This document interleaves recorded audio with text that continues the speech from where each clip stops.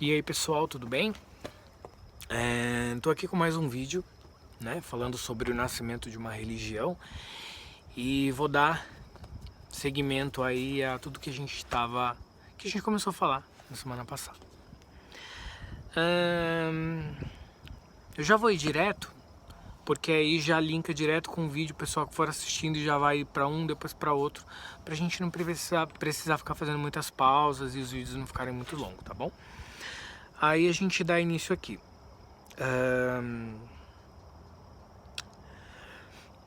Também disse,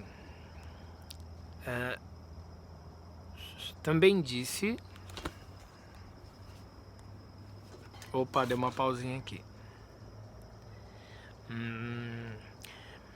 Caboclo sete encruzilhadas, dizendo ainda para o seu Zélio, né, para o pai Zélio, também disse que para eles todos os caminhos estavam abertos, porque manifestavam uma vontade do Pai de todos nós, que é Deus. Então aqui tem uma coisa muito interessante, né? Muitas pessoas, elas têm o hábito de dizer o seguinte: ah, porque a Umbanda é do diabo, porque não. Gente, a Umbanda, ela é a mais perfeita vontade de Deus. Então, aqui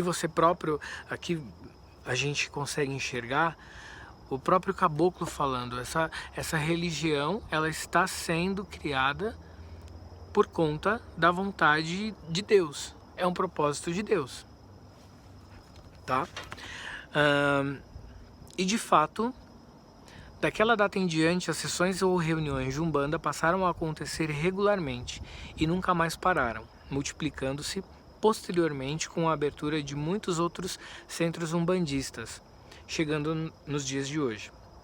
Um século depois, e centenas de milhares de tendas espalhadas por todo o Brasil e em vários outros países, popularizando-se de tal forma que não há como negar o quão proféticas foram as palavras do Senhor Caboclo das Sete Encruzilhadas. Então daqui você vê que se fosse algo ruim, a gente não teria tanto hoje, né? Então a gente está aí há um século da criação da Umbanda, e você vê que a Umbanda, ela tem crescido e ela tem estado presente em lugares que a gente jamais imaginaria, e tem mudado tantas vidas, Olha só que bacana, né? Que bacana. Aí a gente continua aqui. A partir da primeira manifestação genuinamente umbandista, começou todo um movimento de criação e expansão da nova religião, e foi preciso embasá-la nas religiões pré-existentes que foram fornecendo à Umbanda uma base religiosa. Prestem bastante atenção aqui nessa parte, tá? A religião cristã católica apostólica romana, por causa do sincretismo religioso já existente no Brasil e criado no período da escravidão, forneceu as imagens dos seus santos e do Mestre Jesus, que foi sincretizado com Oxalá, e era o orixá maior da Umbanda, enquanto os outros santos simbolizavam outros orixás. Deixa eu dar um stop aqui. Então vamos lá.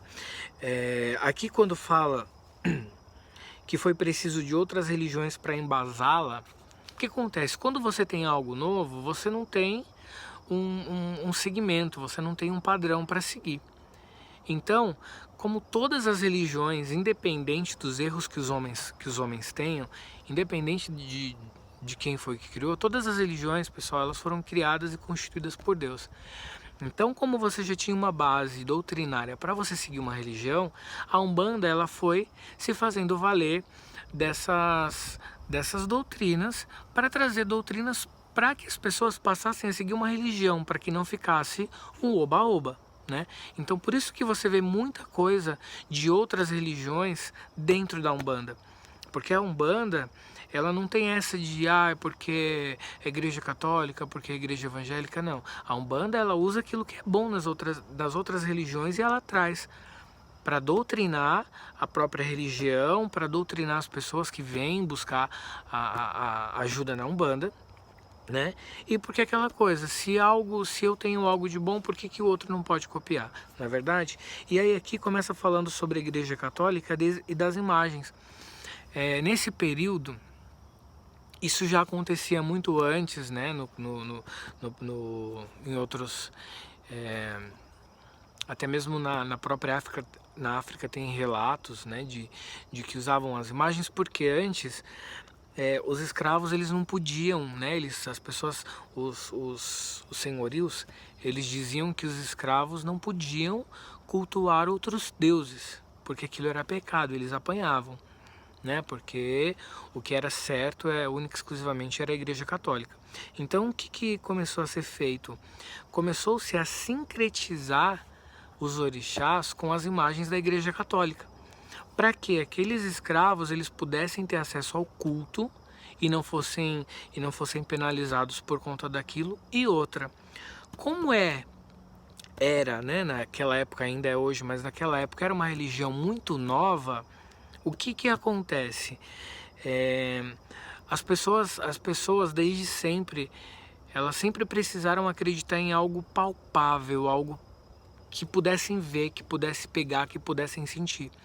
Então, o fato de você sincretizar um orixá com uma imagem da Igreja Católica já existente facilitou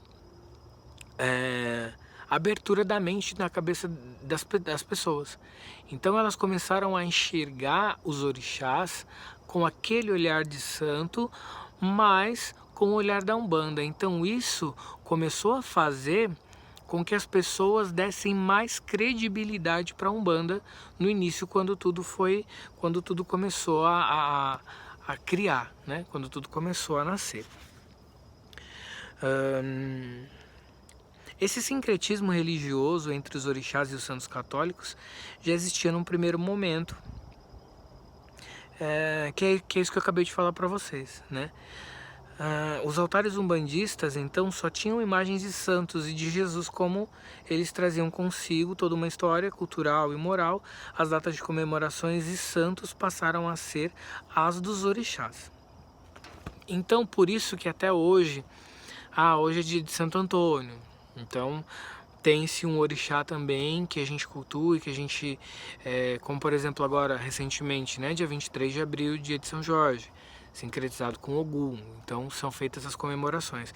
Então foi aí que foram começando a surgir começou a surgir o sincretismo, para que as pessoas pudessem ter uma aceitação maior e de uma maneira mais fácil em relação aos orixás na Umbanda. Tá? Então o ponto do nosso estudo de hoje, o vídeo já está quase dando 10 minutos para a gente encerrar. Na semana passada a gente falou sobre a data de criação, né, o nascimento da Umbanda, e qual era o seu principal objetivo.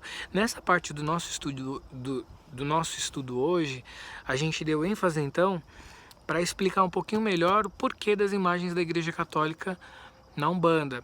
Essa questão do sincretismo, né, para facilitar, para trazer algo mais palpável para as pessoas. Então hoje, quando você dobra os seus joelhos para você fazer uma prece para Oxalá, para Oxum,